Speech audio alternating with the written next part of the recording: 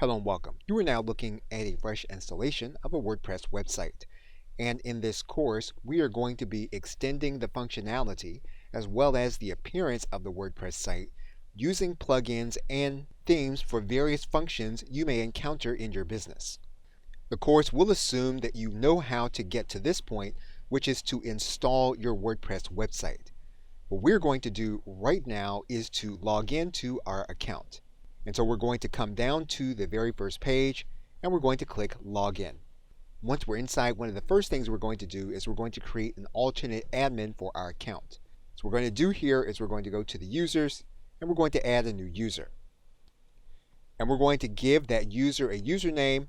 We're going to write in another email and we're going to give them a distinct password. And when we do that, we're going to make that individual an administrator.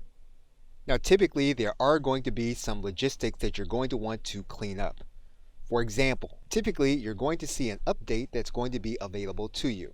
Now, in most cases, you are going to want to do the update. It's a good idea, though, before you do that update, to go to your favorite search engine and look for information about the update and to make sure that the update is safe to do. Once you've done that, you will then proceed with the update, and we're going to click Please Update Now.